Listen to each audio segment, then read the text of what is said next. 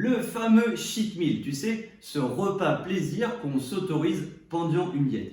Le problème avec ce repas, souvent, c'est qu'on explose le compteur calorique, on mange beaucoup trop, et qui dit manger beaucoup trop, dit forcément prise de masse grasse, et ça va freiner nos efforts. Donc, comment faire pour réduire, voire annuler ce surplus calorique? Salut le top 20, et pour ceux qui ne me connaissent pas encore, je m'appelle Clément, je suis expert en remise en forme. N'hésite pas à t'abonner à la chaîne et de mettre un petit pouce si le contenu te plaît. Alors, pourquoi faire un cheat meal? En général, il y a deux raisons. La première des raisons, c'est pour faire une relance du métabolisme. Mais ça, toutes les études d'aujourd'hui le montrent, il n'y a pas ou très peu de relance métabolique et on se retrouve avec un surplus calorique à éliminer, donc aucun intérêt. La deuxième des raisons, c'est pour soulager son côté psychologique. Mais encore une fois, les études le montrent, c'est complètement faux et c'est souvent l'inverse qui se produit et on culpabilise. Il y a trois principaux problèmes au cheat meal. Le premier problème, c'est qu'il n'y a pas de contrôle de ta part. En général, on se dit cheat meal, boum, c'est la fête, on ouvre les vannes, on mange tout et n'importe quoi et du coup, on se retrouve avec un excédent de gras à éliminer. Deuxième des problèmes, c'est qu'on alimente le sentiment de réconfort avec ce style de nourriture.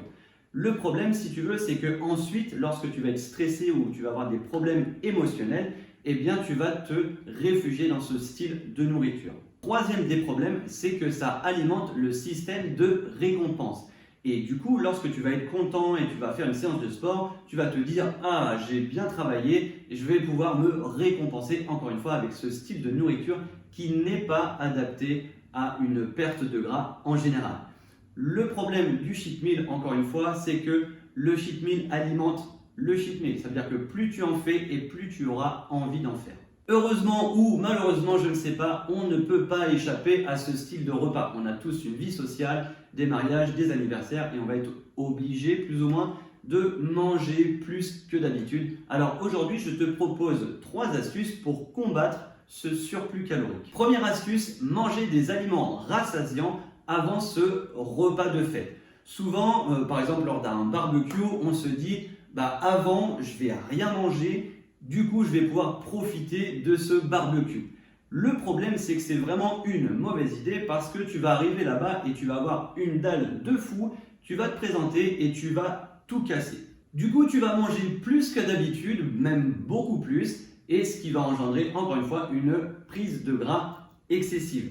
La solution donc, ne vous affamez pas avant ce style de repas, mangez normalement des aliments rassasiants de façon à limiter la faim lors de ce repas. Deuxième des astuces, c'est de réduire ses apports après le repas. L'avantage de ce style de repas, c'est qu'on va avoir une augmentation de 40% de la leptine. La leptine, c'est l'hormone de la faim. Du coup, les jours d'après, tu vas avoir moins faim et il va falloir en profiter pour baisser les portions. Ça va te permettre de baisser les calories et du coup de rattraper l'excédent du cheat meal et même de l'annuler. Troisième et dernière astuce, il faut augmenter sa dépense physique. Forcément, pour éliminer le surplus calorique de ce style de repas, il va falloir faire un petit peu plus de sport avec par exemple de la marche, de la musculation, peu importe. Mais on va profiter de l'augmentation de la motivation suite à ce repas. Souvent, on se dit, voilà, j'ai mangé comme un cochon, il faut que je bouge et ça va te permettre d'avoir beaucoup plus de motivation. Tu vas avoir aussi ce qu'on appelle une augmentation de l'activité spontanée. Lorsque tu as plus d'apport, ton corps va avoir plus d'énergie et du coup, tu vas plus bouger même sans t'en rendre compte. Donc, on va utiliser ça aussi pour bouger davantage. Donc la solution pour cette troisième astuce, tu l'as bien compris, il va falloir bouger davantage et on va se servir de cette augmentation de la motivation et de l'augmentation de l'activité spontanée pour éliminer cet excédent.